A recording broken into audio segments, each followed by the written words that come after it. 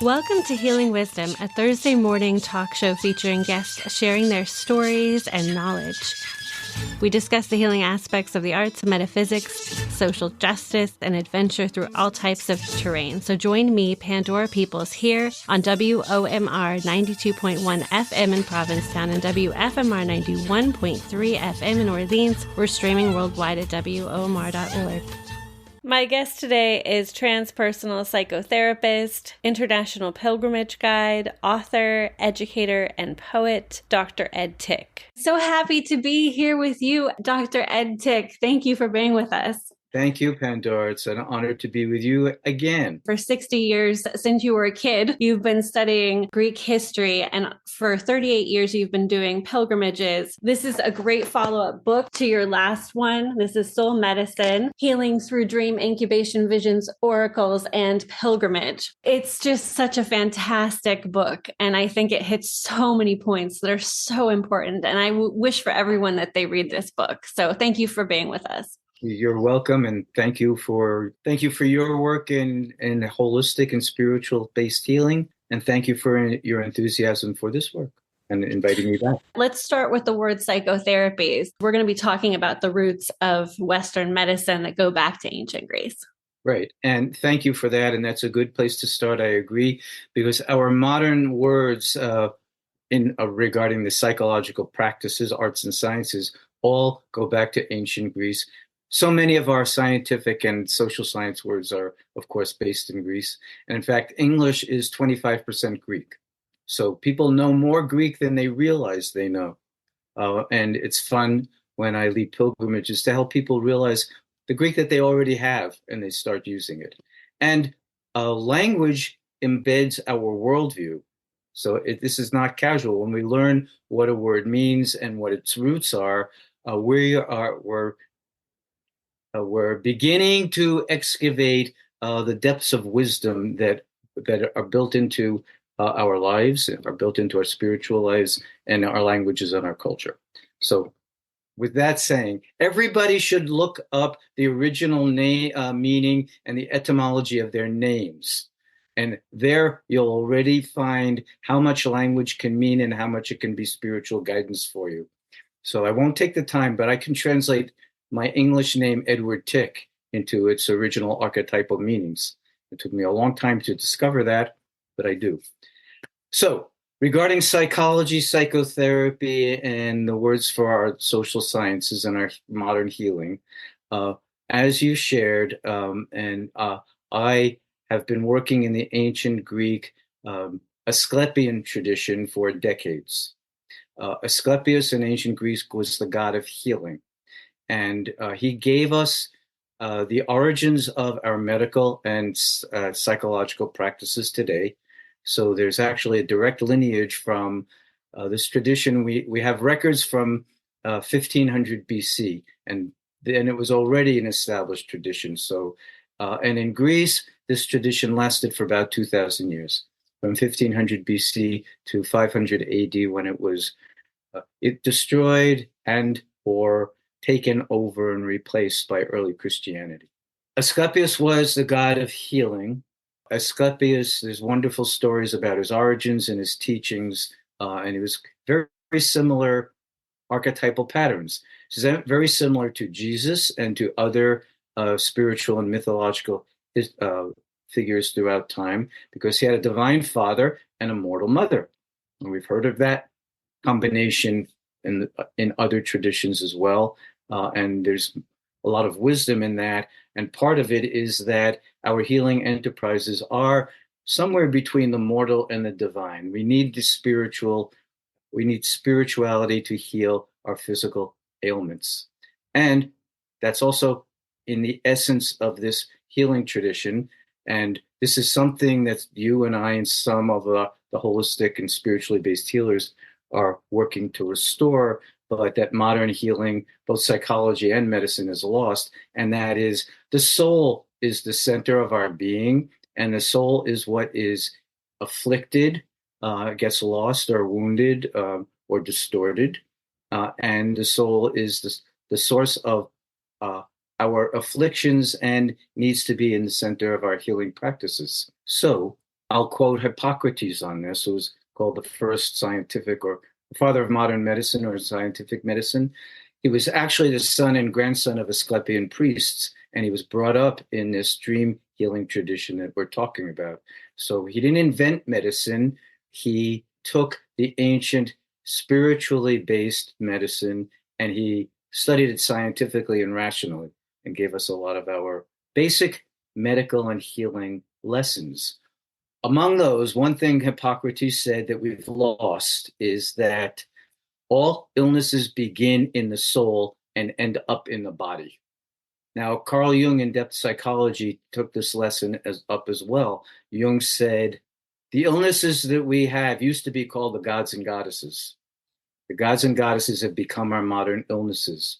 Well, that's accurate, and we can reverse the process back toward how the Greeks were thinking and treating people that, okay, let us discover the gods or the archetypal powers that are in our illnesses and let's look for the source of them in our souls and work to heal our soul, and then our bodies will follow the healing with the deep, comprehensive, spiritually based healing we do for our souls.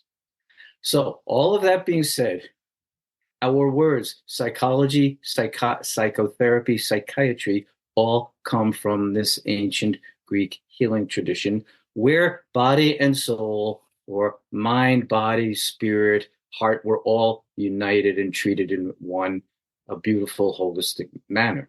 So from the Greek, our word psychology is in modern terms usually translated as the study of the mind.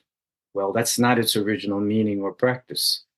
So our word psychology comes from this ancient Greek healing tradition. And psyche does not mean mind. Psyche means soul. To the ancients, the soul was pictured as as a kind of a spiritual butterfly, a spiritual presence in us like a butterfly that vivified our bodies, so our body is alive, and left us when the body died. But the soul didn't die. The soul moved on back into the cosmos to be recycled, and it's only the body that died. So people were less afraid of death in this tradition as well.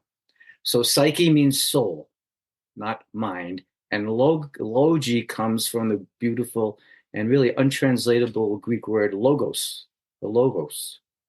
Logos, it's usually translated as the word, for example, the famous beginning of the Gospel according to John is, in the beginning was the word.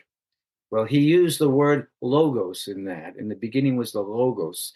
That doesn't mean the words you and I are using now. Those are lexis, and like lexicon is a dictionary, a collection of everyday words. Logos is not our everyday word. Logos is the divine word, the word of God, the divine word that calls all things into being. So in the beginning was the word. Logos could be translated something like the order and meaning of the cosmos. So literally psychology, psyche, logos, is the order and meaning of the soul. And then we're working to restore the soul's proper order and meaning and balance when we're doing our healing work.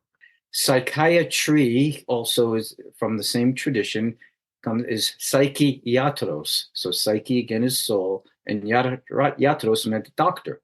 So literally, a psychiatrist is a soul doctor.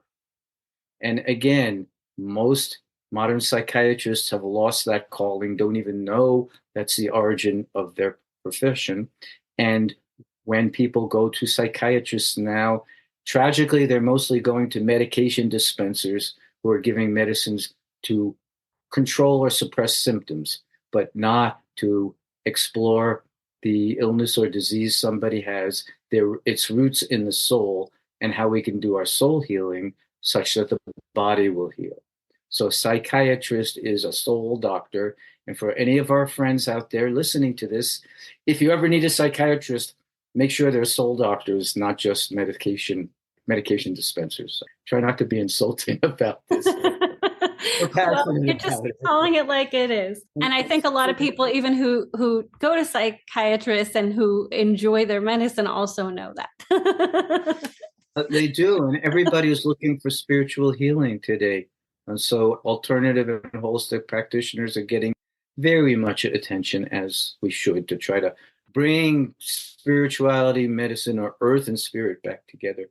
You're listening to Healing Wisdom on WOMR 92.1 FM in Provincetown and WFMR 91.3 FM in Orleans. We're streaming at WOMR.org. I'm your host, Pandora Peoples, and we're speaking with psychotherapist, international pilgrimage guide, author, poet, and educator, Dr. Ed Tick. We're talking about his most recent book, Soul Medicine.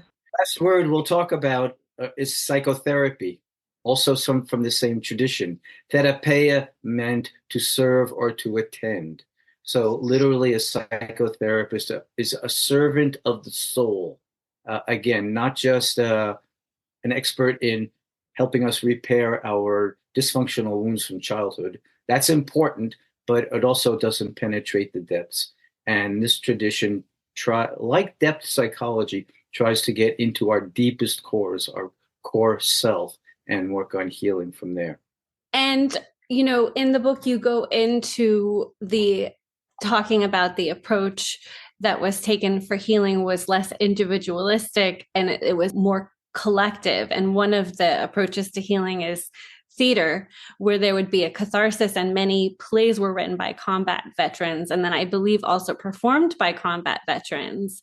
And so there was an understanding of our interconnectedness to each other, that our consciousness wasn't just our individual self, and that we were also, very connected to nature. Very accurate, yes. We both know, and some of our listeners know, that I've specialized in working with military and veterans and healing the invisible wounds of war. So we can talk about that in this tradition as well. All of the three most famous tragedians, Aeschylus, Sophocles, and Euripides, were all combat veterans. In ancient Greece, actually, everybody was. Everybody was. Service was universal, and you paid for it yourself, and you weren't given a huge enlistment bonus as today. And the culture didn't have to struggle to get people to serve because service was universal, and everybody saw service as a way of giving back to the culture that had raised them and given them so much. And in fact, the Greek people still feel that way and practice that. So service is universal in Greece, and it's exceedingly poorly paid. And really, Greek veterans will tell me, yeah, my salary was enough to buy a couple of cups of coffee a month. That's all. Families have to, even today, as in ancient times, support their children who are giving service. And military service then in the past and now was seen as civil service. We make sacrifices and we give service back to our country for all the benefits it's given us. In ancient times, the wealthy, unlike today, our wealthy are making billions of dollars off the defense industry and not paying taxes. The wealthy paid the most and gave the most in ancient times. So if you were rich, you individually donated the cost of a trireme, a worship, or outfitted a cavalry group. You gave in proportion to what you had, and this is also true in the healing tradition. Back to the Asclepian tradition, there were holistic healing sanctuaries all over the Mediterranean world. We know of more than 320 that existed in this tradition. When people went for healing, it was available to everybody, men and women. The patriarchal dimensions of that culture didn't exist in healing. Men and women were equally welcomed. Emperors and slaves and everybody in between were equally welcomed. And you didn't pay. It was the perfect universal healthcare system. Anybody who needed healing was welcome, and you paid in gratitude for the healing that you received. So, like in the military, rich people gave entire warships. Well, if they received healing in this tradition, they might donate a new building to the healing sanctuary. But if you were a slave and had nothing, you might give us a handful of nuts or a few apples. And those were considered equal in the eyes of the divine. And nobody was ever questioned or rejected because they couldn't afford the healing. What was essential was that they wanted the healing, they were willing to sacrifice for it, to do what was necessary, and including giving up what was necessary that was making them ill, and then go to a holistic sanctuary and spend as long as they needed in the sanctuary till they received the healing. Something else where we only partially modeled this ancient practice was we have a lot of pretty wonderful and wise holistic healing sanctuaries now, where people can go and they can get all kinds of healing practices, herbal therapy like you do, nutritional therapy, acupuncture, guided imagery, meditation, all of the holistic practices. However, in our modern sanctuaries, you usually only go for one or another of the practices, and it's really expensive. So only the affluent can afford to go. Again, the practices were all present in the ancient sanctuaries. They were all used simultaneously for the patients, and they were all free. Nobody was rejected because they couldn't afford it.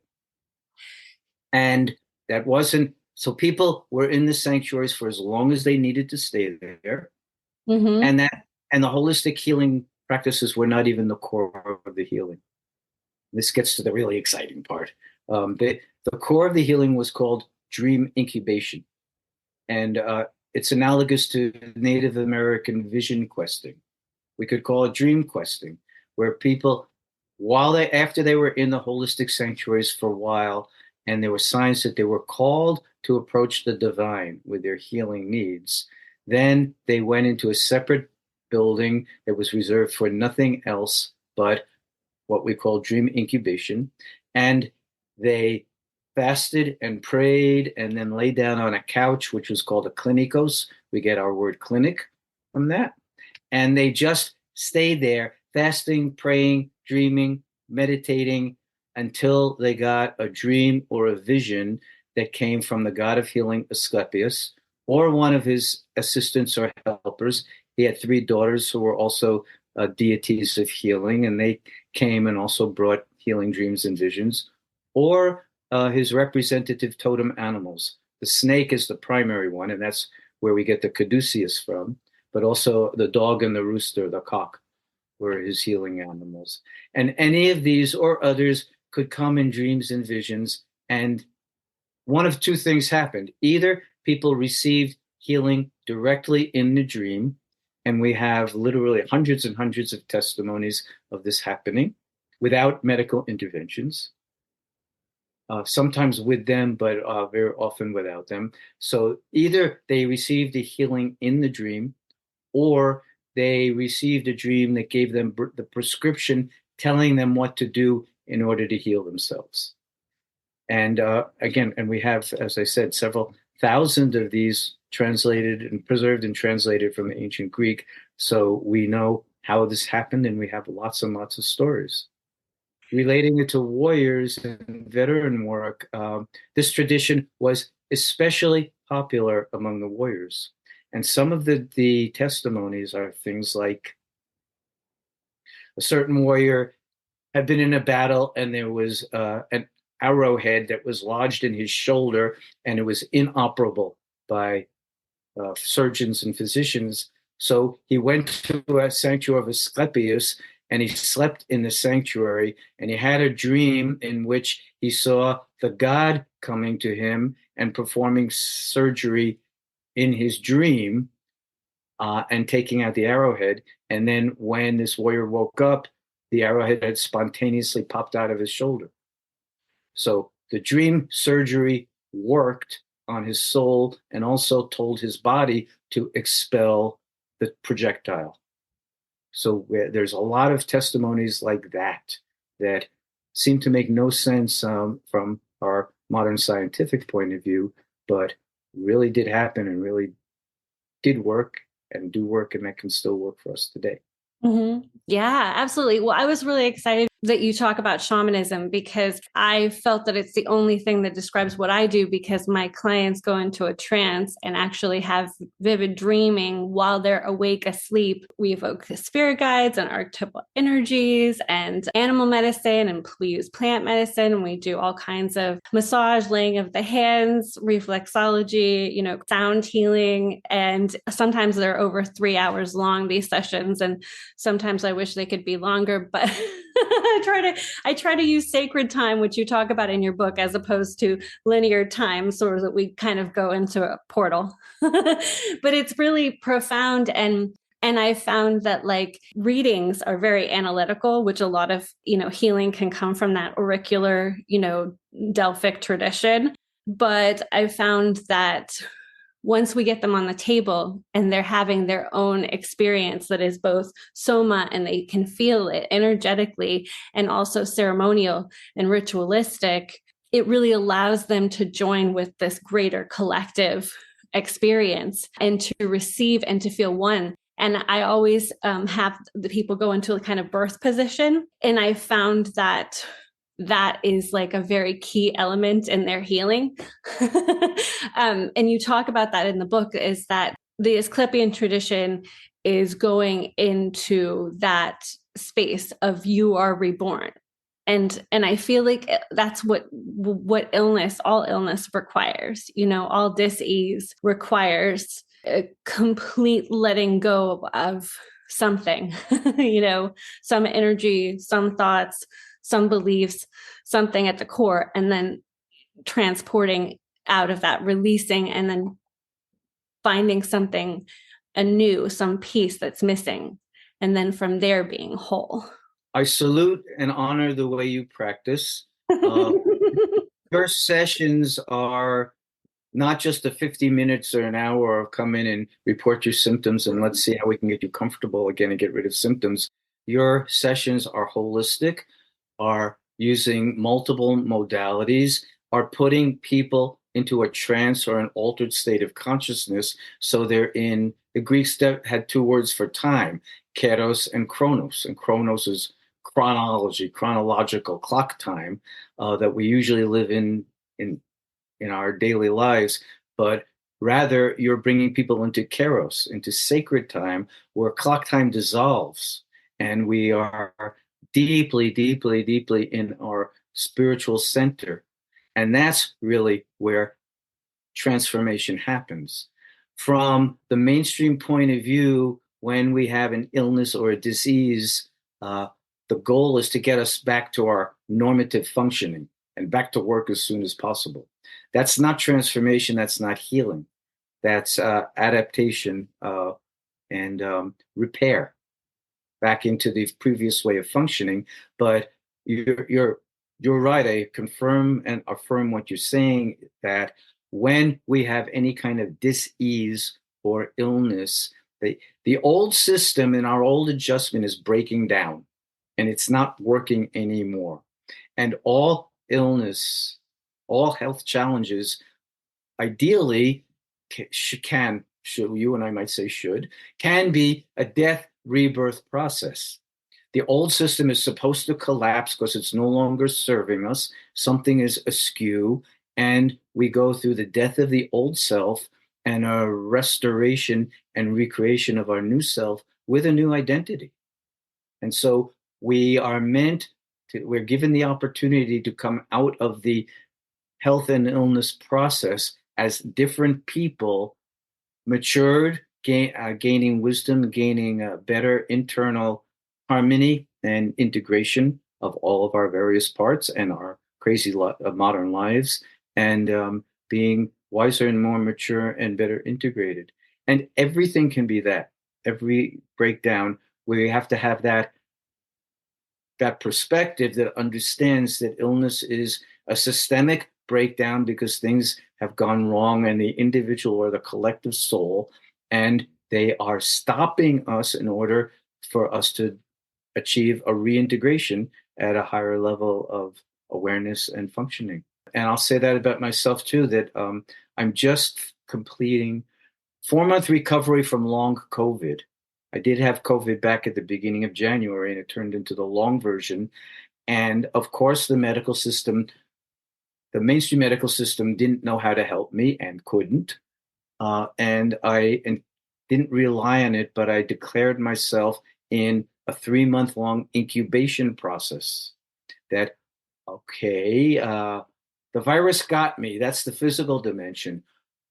Why did it get me now? Was the virus trying to say to me? What are the archetypal dimensions of this virus for me and for all of us? And how can I learn and transform from it? And I'm happy to share with you and our friends listening, I'm really a different person than I was 4 months ago. I have gone through profound changes that I didn't know how to achieve otherwise, and including my dream life. During this illness incubation period, I was having 2, 3, 4 very vivid dreams every night, and I recorded them carefully. I do suggest everybody keep dream journals and take their dreams really seriously as experiences of the soul that we have when our ego, our rationality shuts down. But oh my goodness, did my dreams go through extraordinary transformations that were showing what was happening on my archetypal life, what appeared in the beginning and the changes that went through and finally resolved at the end was extraordinary. And nothing the contemporary medical system would take seriously, but utterly seriously for people like us who take our soul life to be primary. Can you talk about the importance of non-normative and altered states of consciousness and kind of where the ancient Greeks went wrong because they became extremely rational? Yes, that's quite accurate. And we would say tragic for the development of civilization. Before the so-called Greek Enlightenment, when they did become hyper-rational and began to leave their own spirituality behind, for many, many centuries, the Greeks lived in really an extraordinary balance between the rational and the non-rational. They had visions of the gods and goddesses. They experienced them as living presences. And by the way, let's also wipe out the prejudice against idolatry. The Greeks did not believe that their statues were the gods and goddesses. They weren't worshiping inert statues. Rather, the Greeks believed that and many of their prayers and hymns and poetry declares this, they believed the gods and goddesses were invisible cosmic powers, were built into the universe. And the humanoid forms that were given them were ways to personify them and to make them like human representation so we could understand what they bring to us as mortals, and we could have a living relationship and a personal relationship with them. So their statues in their temples were made to be of utmost beauty in order to attract the divine powers into them so they could be a meeting place, an intermediary between the mortal and the immortal, the visible and the invisible. Healing occurred in numerous ways. So the non-normative, super-rational, all that is beyond the rational came to the Greek people in many significant ways, all of which are accessible to us. So they came in dreams, and we're talking about that. So there was this dream incubation practice, which was about attaining communion with the archetypes that are the healing powers of the universe and attaining communion and intervention directly from them. So dreams came in other ways. They also came in visions. We've been speaking with psychotherapist, author of Soul Medicine, Dr. Ed Tick. This is part 1 of 2 in our conversation.